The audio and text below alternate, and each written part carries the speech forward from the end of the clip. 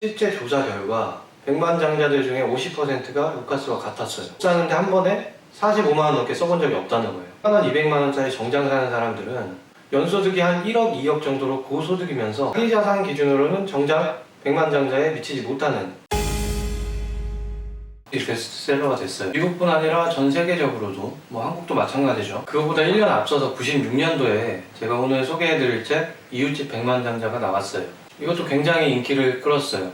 미국에서 베스트셀러가 된 책입니다. 근데 아무래도 한국에서는 부자 아빠 가난한 아빠에 비해서는 덜 알려져 있잖아요. 제 경우도 이런 책이 있다는 걸 최근에 알았어요. 여러 책에서 인용을 많이 하더라고요. 그래서 검색을 해보게 된 겁니다. 부자 아빠 가난한 아빠 저자인 로버트 기요사키한테 물었어요. 두 책이 좀 언뜻 보면 비슷한 것 같은데 무슨 차이냐. 그랬더니 기요사키가 한마디로 결론 내리기를 이웃집 백만장자는 자기 자본 백만장자에 관한 이야기고 부자 아빠 가난한 아빠는 캐시플로 백만장자에 관한 이야기다. 그래서 이웃집 백만장자에서 얘기하는 백만장자들은 금융위기 때 부동산가 폭락하고 주식도 떡락하고 해가지고 많이 주저앉았다는 거예요. 반면에 자기가 말한 캐시플로 백만장자들은 시장에 헐값에 나와있는 주식 부동산을 더 사들이면서 부를 늘려갔다는 겁니다. 근데 이건 어디까지나 기요사키의 입장이고, 제가 두 책을 읽으면서 느낀 거는 두 책이 사실 비슷한 얘기를 한다는 거예요. 그런데 조금 다른 방향으로 풀어나가는 거죠. 그럼 이제 본론으로 들어가겠습니다. 오늘 소개해드릴 책 이웃집 백만장자는 표지부터 굉장히 정직합니다. 표지에 천명의 백만장자들로부터 배우는 부자가 되는 비결, 이런 식으로 나와있죠. 이게 무슨 논문 제목 같기도 한데 실제 읽어보면은 이 내용을 계속 분석하고 있는 겁니다. 근데 제목이 제목이니만큼 논문처럼 마냥 딱딱하진 않고 그냥 쉽게 읽힙니다. 누구나 부자가 되고 싶잖아요. 이웃집 백만장자에서 책 서두에 언급하는 개념이 있는데 PAW, UAW예요. 이게 뭐냐면은 PAW는 Prodigious Accumulator of Wealth라고 해가지고 부를 상대적으로 많이 축적한 사람이에요. 그리고 UAW는 Under Accumulator of Wealth라고 해서 부를 상대적으로 좀 많이 축적하지 못한 사람인 거죠. 이게 단순히 전체 성인들을 대상으로 조사한 게 아니라 비슷한 소득과 나이를 가진 사람들을 하나로 묶어서 거기서 평가를 한 겁니다. 그러니까 예를 들어서 35살의 김보통이라는 사람이 1년에 4천만 원을 번다고 쳐요. 그러면 전국에 35살이면서 연봉이 4천만 원 정도 되는 사람들을 다 모아놓고 그 안에서 평가를 하는 겁니다. 그 중에서 재산을 많이 모았다. 그러면 PAW인 거고, 하위 25%다. 그러면 UAW인 거예요. 그래서 이 책에서는 재산을 많이 모은 사람들, 다시 말해서 PAW에 대해서 집중적으로 분석을 하는 거예요. 이 사람들은 어떻게 이렇게 돈을 많이 모았냐, 그에 관한 이야기를 하는 거죠. 그 중에 하나를 예로 들면은 PAW는 한 해의 지출을 부문별로 계획하는 데 있어서 그렇지 않은 사람들보다 더 많은 시간을 쓰고 향후 투자에 대해서 결정하는데도 더 많은 시간을 쓴다고 해요. 당연한 이야기죠. 부자들은 당연히 나가는 돈을 더 잘 통제하고 시드머니 어떻게 불릴지 궁리를 더 많이 할 거잖아요. 아침에 조깅하는 사람들을 보면 이런 생각을 할 수가 있어요. 사람은 저렇게 날씬하고 몸짱인데 왜 저렇게 열심히 운동을 하는 거지? 매일 운동하니까 그런 거죠. 부자도 마찬가지라는 거예요. 지금도 순자산이 많지만 이걸 어떻게 관리하고 투자할지 부자가 아닌 사람보다 더 많이 고민한다는 거예요. 그래서 계속 부자라는 겁니다. 이 책의 저자들, 그러니까 스탠리 박사와 댄코 박사는 책에서 여러 가지 개념을 정립을 하는데 의미가 있는 게 굉장히 많습니다. 앞에서 얘기했던 PAW, UAW도 그렇고, 먼저 부자가 누구냐? 일단 95년 당시 기준으로 순자산 100만 불이 기준입니다. 인플레이션율을 1년 2%씩 잡으면 지금 25년이 지났기 때문에 단순 계산으로 164만 불이고 우리 돈으로는 18억 정도 됩니다. 부채 다 차감한 순자산이에요. 근데 그럼 18억 있어야만 부자냐? 또 그런 건 아니고 기준이 하나 더 있어요. 순자산 기대치라는 게 있습니다. 자기 나이하고 연소득 곱한 값을 10으로 다시 나눠주는 건데요. 아까 얘기했던 김보통 같은 경우에는 4천만 원 곱하기 35 하면 14억이 나오고요. 여기서 나누기 10 하면 1억 4천이 되는 거예요. 이 1억 4천이 김보통의 순자산 기대치라는 겁니다. 그런데 김보통이 실제로는 지금 갭 투자하고 주식 투자 잘 해서 순자산이 5억이 된다고 쳐요.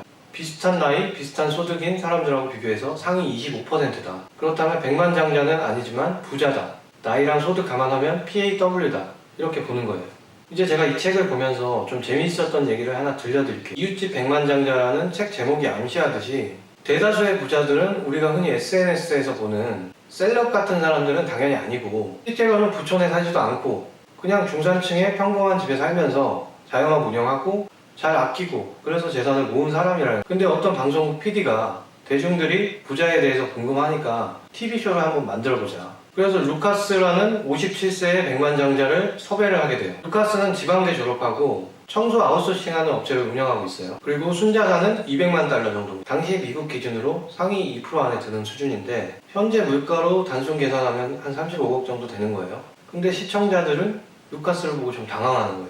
우리가 TV나 SNS에서 보던 그런 부자들의 모습이 아니니까 그냥 너무 평범한 사람이니까. 어쨌든 루카스한테 사회자가 질문을 합니다. 루카스 씨, 지금까지 살면서 옷 사는데 최대 얼마까지 써봤습니까? 시청자들은 속으로 상상을 하죠. 뭐 한 100에서 500 정도 되지 않을까? 근데 루카스가 머리를 이렇게 긁적대면서 한 45만원? 25주년 결혼기념일 때 기분 좀 냈죠.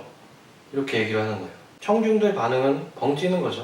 실제 조사 결과 100만 장자들 중에 50%가 루카스와 같았어요. 옷 사는데 한 번에 45만원 넘게 써본 적이 없다는 거예요. 한 200만원짜리 정장 사는 사람들은 연소득이 한 1억, 2억 정도로 고소득이면서 자기자산 기준으로는 정작 100만 장자에 미치지 못하는, 버는 대로 대부분 써대는 그런 사람들이 주로 산다는 거죠. 그럼 신발은 어떠냐? 100만 장자 중 50%는 신발 사는데 20만원 이상 써본 적이 없다고 해요. 사회자가 루카스한테 마지막 기회를 줘요. 뭐 남자들은 시계 좋아하니까 지금 차고 있는 시계 얼마짜리입니까? 그렇게 묻는데 25만원? 이렇게 얘기를 하는 거죠. 실제로 100만 장자 중 50% 살면서 산 제일 비싼 시계가 25만원 안 넘었다는 거예요. 그래서 박사들은 정리를 해줘요. 부자가 되고 싶다면 4가지 질문에 네 라고 답할 수 있으면 된다.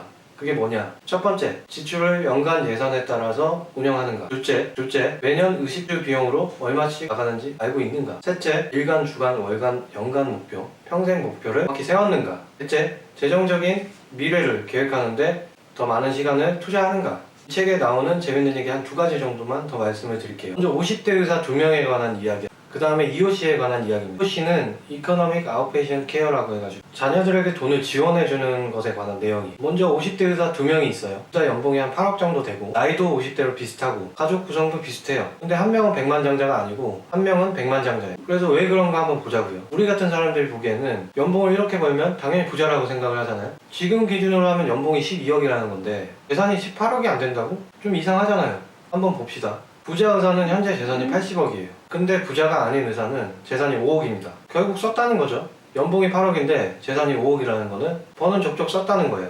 그래서 지출 항목을 비교해보니까 의사네가 1년에 옷값으로 1000만원 정도 쓰고 모기지이자 1500만원 쓰는 동안에 부자가 아닌 의사네는 옷값으로 3000만원을 쓰고 모기지로는 1억을 썼답니다. 그 다음에 1년 예산을 생각하고 소비하느냐 물어봤더니 부자 의사는 당연히 그렇다 라고 대답을 했고 부자가 아닌 의사는 아니라고 했어요. 부자가 아닌 의사는 설문을 한 해에 포르쉐를 새로 뽑았고 자동차 관련해서 1년에 1억 정도를 썼답니다. 근데 부자 의사는 1500 정도 쓴 거예요. 부자가 아닌 의사 부부는 쇼핑을 그렇게 좋아해요. 고급 백화점마다 신용카드를 갖고 있습니다. 근데 부자 의사는, 그런데 부자인 의사 부부는 비자 카드 하나 갖고 있고 고급 백화점은 특별한 일 아니면 가지 않습니다. 그래서 똑같이 연봉이 8억인데 한쪽은 재산이 5억이고 한쪽은 재산이 80억인 거예요. 그러니까 결론은 돈을 암만 많이 버는 고소득자라도 결국에는 아끼고 투자 잘 해야 부자가 된다.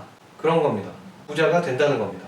그 다음에 이제 EOC에 관한 거예요. 이게 이 책에서 상당히 흥미로운 부분이에요. 부자가 됐든 아니면 현재 부자가 아니든 결국 우리 자녀가 잘 되길 바라잖아요. EOC는 자녀들한테 경제적 지원해주는 건데 이 책에 재밌는 사례가 하나 나와요. 50대 초반의 부부가 나오는데 이 부부는 커다란 저택에 살면서 테니스 좋아하고 골프 좋아하고 고급 와인 좋아하고 각각 비싼 유럽 세단 타고 다니면서 사회활동도 많이 해요. 이웃들은 이 부부가 당연히 부자인 줄 알아요. 근데 아니었어요. 재산 기준으로도 그렇고 소득 기준으로도 그렇고 부자가 아니었어요. 아내는 주부고 남편은 지방대학의 교직원이라서 소득 수준이 높은 사람이 아니었어요. 근데 어떻게 이렇게 호화스러운 결혼 생활을 하느냐. 이 부부는 50대인 아직도 부모한테 매년 2천만 원 정도를 지원을 받았던 겁니다. 결혼하고 30년 가까이 부모한테 계속 지원을 받았던 거예요. 실제 미국 부유층의 절반 정도는 자녀나 손자들에게 매년 2천만 원 이상씩을 제공해준다고 해요. 그럼 이제 이 부부의 부모한테 물어봅니다. 이 부모는 사위가 젊었을 때 소득면에서 시원찮으니까 집 계약금을 대신 내줬어요. 그러고 나서 동네가 좀 후진 것 같다. 그러면서 옮길 때 자금을 대줘요. 그리고 더 큰 집 필요하다. 그러니까 돈을 또 대주고 손자들 사립학교 등록금도 내주고 매년 생활비를 주는 겁니다. 여기서 문제는 지원을 받은 자녀들이 나이 50 먹고 그럴 때까지 뭐 재산을 모으고 그러기보다는 받는 족족 계속 쓴다는 거예요. 그래서 박사들이 연구를 해봤어요. 어디서부터 문제인 건가? 먼저 부모가 계속 돈을 줄 경우에는 이 돈은 결국 저축이나 투자보다는 소비로 이어지게 된다. 내가 힘들게 번 돈이 아니니까 그렇게 된다는 거예요. 그러면서도 부모 재산을 자기 재산으로, 또 신용카드도 더 많이 쓰고 정작 지원을 받아도 투자를 해야 될 유의는 전혀 못 느끼는. 그래서 이 책에는 이 외에도 뭐 유용한 내용이 다양하게 나옵니다. 일단 이 책을 저는 추천을 드려요. 한번 읽어보시면 굉장히 좋을 것 같아요. 아무래도 출판 시기도 비슷하고 그래서 부자 아빠 가난한 아빠하고 좀 비교를 하게 되는데 이 이웃집 백만장자가 안의 내용은 훨씬 더 풍성하다고 생각이 듭니다. 저도 부자 아빠 가난한 아빠도 인상 깊게 봤어요. 메시지가 워낙 직관적이기도 하고 그 책에 대해서도 나중에 기회가 되면 또 영상을 올리겠습니다. 일단 이 이웃집 백만장자는 한번 읽어보시길 추천을 드리면 다음 영상에서 찾아뵙겠습니다.